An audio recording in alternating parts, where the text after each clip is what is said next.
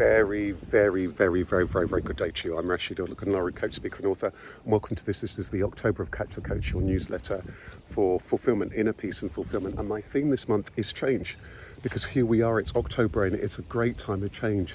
The landscape is changing, it's autumn, the temperature is changing. But that's just one aspect of change. The season isn't just changing here, the season may well be changing for you personally, professionally, and certainly in the world we've seen so much change, haven't we? Change technologically, change in terms of the economy, change on the global scene. There's change in every industry. And it's so important for us to have the ability to be able to anticipate, adjust and adapt.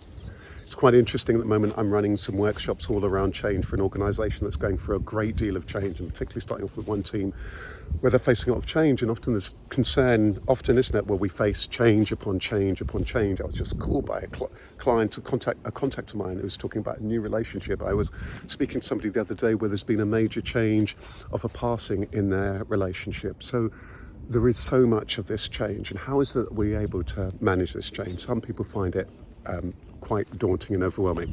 And it's interesting, isn't it, when it comes to change, I often highlight that we're often duplicitous about it. So on the one hand, we want change because we want more of this and we want less of that. We want this to happen. We don't want that to happen. On the other hand, often we dread it. We want to be comfortable where we are. So it's a very funny relationship that we often have with change. I just want to share with you, and I'm going to just paraphrase it, because a quote came to me this morning and it was all about change. And it will be in the print version of this newsletter, which you can just sign up to on my website, rosario.com. But the quote that came to me goes something like this: when it comes to times of change, look back for learning and wisdom. Look around for context, for support, for insight, for understanding. Look forward for growth and progress, to flourish, and look within for trust, for courage, for inner peace.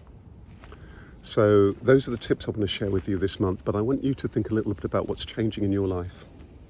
For you personally, it might be in terms of your health, in terms of your well-being. What's changing in terms of your family?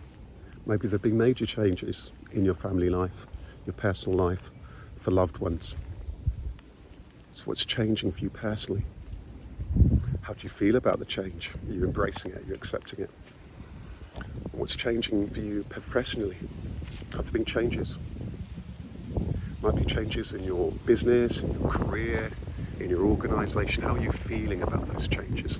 Do you feel as though you've got the resources that you need for those changes? Are you taking that perspective? Are you looking around? Are you looking within? Are you looking back to see all the resources that perhaps you've had from the past? So take that time to pause. One of the things I'm doing with the people who are on my courses is really getting them to think a little bit about the changes that they've been through. Very often we forget about the changes. Very often we forget about the strength that we've had. Very often we forget that we've seen many, many, many seasons, and there's been growth in each season. So taking that time when it comes to change can be very, very, very powerful.